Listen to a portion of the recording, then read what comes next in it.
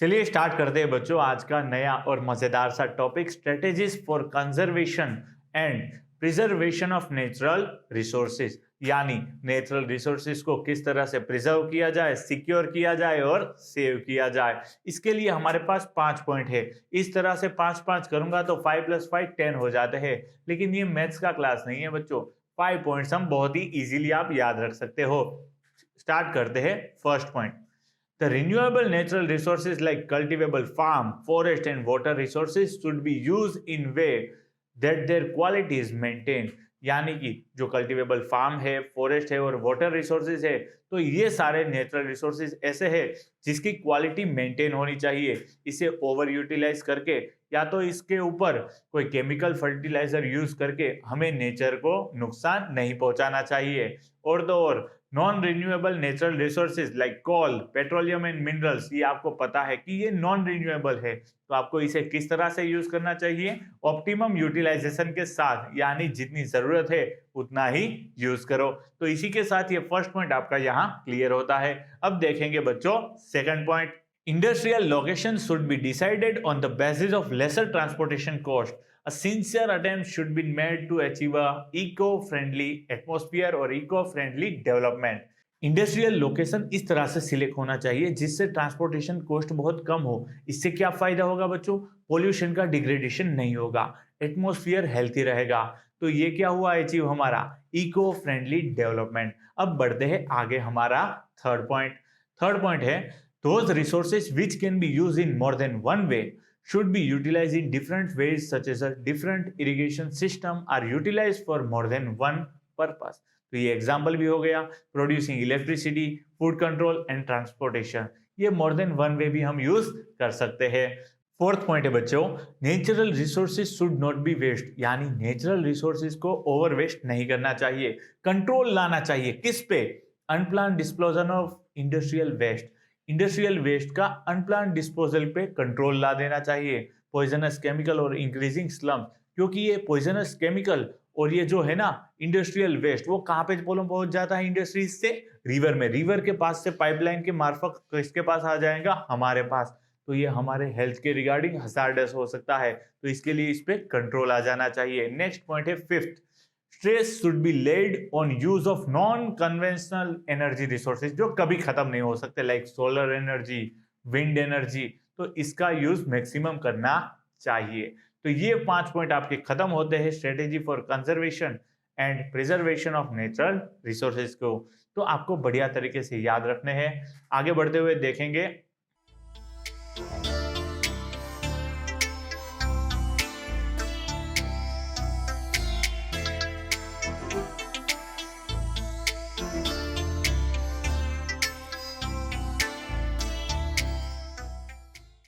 सबसे funny thing क्या है बच्चों, पता है सस्टेनेबिलिटी की? कि उसे सस्टेन रखना पड़ता है। तो इसी के साथ स्टार्ट करते हैं हमारा लास्ट टॉपिक इस चैप्टर का, और इस चैप्टर को खत्म करते हैं। Steps taken to protect environment.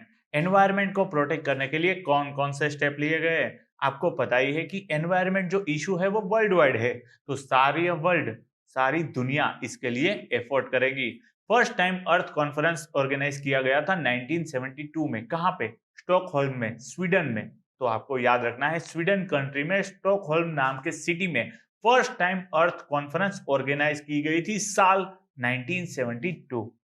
उसके बाद क्या हुआ सर? उसके बाद हर बार कन्वेंशन एंड कैंप ऑर्गेनाइज किए गए कि सोचते हैं हर बार ग्लोबल लेवल पे कि किस तरह से एनवायरनमेंट को प्रोटेक्ट किया जा सके। तो उसके लिए उन्होंने डिफरेंट डिफरेंट स्टेप्स लिए कि किस तरह से एनवायरनमेंट को प्रोटेक्ट करना है।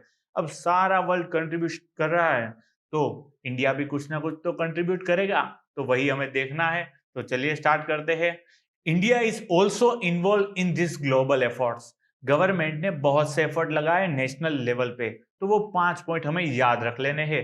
फर्स्ट पॉइंट है information about pollution condition of different cities of nation is presented. यानी कि सिटीज का सर्वे किया गया कि कहाँ पे कितनी पॉल्यूशन कंडीशन है, तो उसे किस तरह से इंप्रूव किया जाए। उसी के साथ कि रिप्रेजेंट किया गया कि कौन सा सिटी क्लीन है, कौन से सिटी में पॉल्यूशन की डिग्रेडेशन बहुत कम है। तो ये सारा नेशनल लेवल पे प्रेजेंट किया गया। सेकंड पॉइंट है पोल्यूशन कंट्रोल के लिए central and state pollution control board establish किए गए कि जो सेंट्रल लेवल पे होगा उसे सेंट्रल हैंडल कर ले और स्टेट पोल्यूशन कंट्रोल बोर्ड किसे हैंडल करेगा, स्टेट लेवल के इश्यू को। आगे बढ़ते हुए देखेंगे बच्चों थर्ड पॉइंट, 5 जून को हमने डिक्लेयर कर दिया एनवायरमेंट डे, यानी कि हम हर साल सेलिब्रेट करते हैं एनवायरमेंट डे। अगर आप क्लास 10th में हो और वाकई में स्कूल रेगुलर जाते हो और गुटली नहीं मारते तो आपको पता होगा कि 5 जून को हम एनवायरमेंट डे के तौर पे सेलिब्रेट करते हैं। आगे बढ़ते हुए देखते हैं बच्चों फोर्थ पॉइंट, इंडियन गवर्नमेंट ने पास कर दिया एक एक्ट, कब, 1981 में। क्या नाम है उस एक्ट का, एयर पोल्यूशन कंट्रोल एक्ट, जिससे गवर्नमेंट कंट्रोल में ला सके किसको, पोल्यूशन को। तो ये 4 पॉइंट आपको याद रह गए बच्चों। अब देखते हैं next point, point number 5, international agreement have been signed for deteriorating level of ozone. Ozone का लेवल कम हो रहा है ना, तो उसके लिए इंटरनेशनल एग्रीमेंट साइन किए गए कि भी वो कम नहीं होना चाहिए।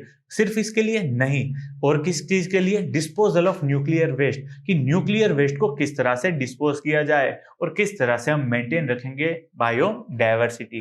तो यहाँ पे ये चैप्टर आपका खत्म होता है, लेकिन आपको याद रखना है conservation of environment is everyone's responsibility, वो हम सबकी रिस्पॉन्सिबिलिटी है। अगर हमने पोल्यूशन पे कंट्रोल नहीं रखा तो वो दिन दूर नहीं जब दुनिया से ह्यूमन बींग्स ही खत्म हो जाएंगे। तो चलिए मिलते हैं बच्चों नेक्स्ट चैप्टर में, तब के लिए टाटा बाय बाय।